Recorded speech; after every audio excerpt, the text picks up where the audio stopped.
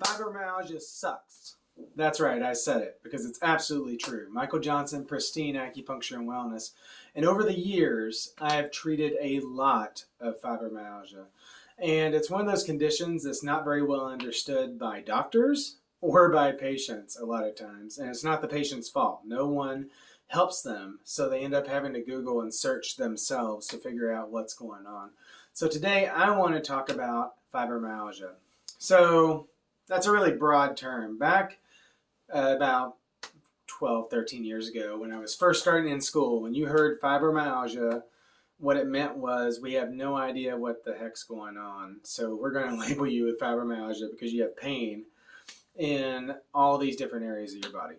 So they labeled a bunch of people with fibromyalgia. And at the time, they noticed that people with fibromyalgia had issues with sleep. So they'd be like, well, we're going to give you medicine to help with sleep. They would give them a tricyclic antidepressant a lot of times because it helped with the depressive part, helped with the sleep part, but really didn't address the fact of what is fibromyalgia. Is it a real syndrome? And for years, there was like this up and down. It turns out it actually is, which patients been telling people for years and years and years, like this is real. It's absolutely real. So a lot of research studies actually show that the way that the brain perceives pain is different in someone with fibromyalgia. So it amplifies pain responses. So you get these really, really crazy pain responses in a lot of different parts of your body with fibromyalgia. So, and that's how they test for it, is that they'll push on different points and see, like, okay, are all these regions painful? If so, you have fibromyalgia. Interestingly, though, a lot of people with fibro have a trigger. There was a certain psychological or physical trigger that triggered their fibromyalgia.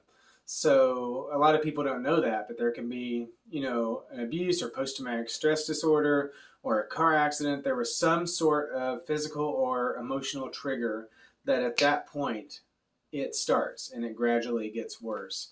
So what are some of the symptoms? Well, if you're watching this, you might have fibromyalgia or you may know someone with it. One of the big ones, of course, is pain. There's good days and there's bad days for someone with fibro. And a bad day is a bad day. Can't get out of bed, can't move. And like I said, the nerves and the spinal cord and the brain are all amplifying this pain. So you can't just say, I'm going to feel better, because like you're actually perceiving this pain as being severe, severe pain, because it is. What you perceive, what your brain perceives, what your nerves perceive is truth when it comes to pain.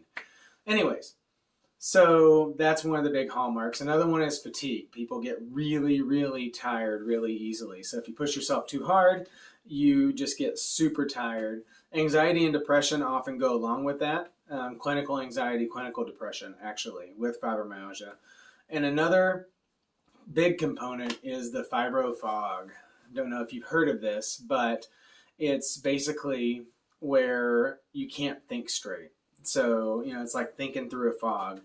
Really delayed problems with cognition and really just keeping with it. And that's a big part of fibromyalgia. So the biggest treatment for this for years and years was an antidepressant, NSAIDs, so ibuprofen, Tylenol, and rest. Those were the big treatments. The antidepressants can help or not with some people. Really, that's to help with sleep, which is another major component. With almost everyone with fibromyalgia, they have sleep issues. So they basically give this medication. It helps some with the depression. It helps a little bit with the pain for some people, and it helps you sleep. And when you sleep better, your pain levels go down some. So that was the idea behind it. As the years have gone on, they found that a lot of alternative therapies work well also. So a lot of times they'll employ a psychologist who does cognitive behavioral therapy. So, you'll do psychological therapy for those painful moments, being able to get through them. Relaxation techniques can be really beneficial. Heat and cold, mostly heat, can really help on the joints. Stretching, light exercise, but not pushing it too hard, it will send you into a flare. But light exercise can be really beneficial. For some people, massage can help if you find someone who is experienced with fibro. So we have Andrea here at our clinic. One of the things she specializes in, because she's been practicing well over a decade, is fibromyalgia. Because if you find somebody that goes too hard or too firm, then it will actually make them feel worse afterwards.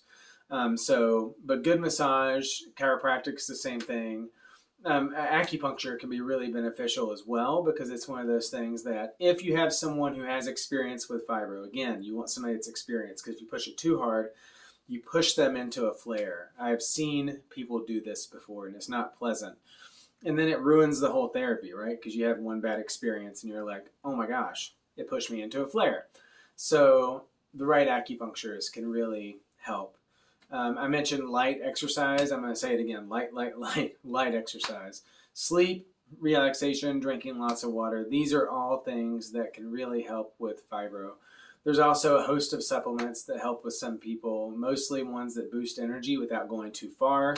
I can talk about that if you're interested. Just leave a comment and I'll be glad to send you a link.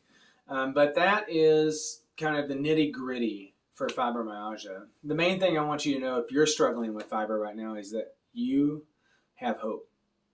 There's absolutely help out there.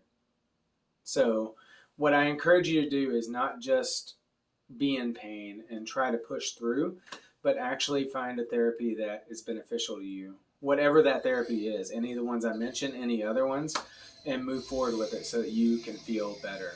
Michael Johnson, Pristine Acupuncture and Wellness. Comment below, and we'll see you next time.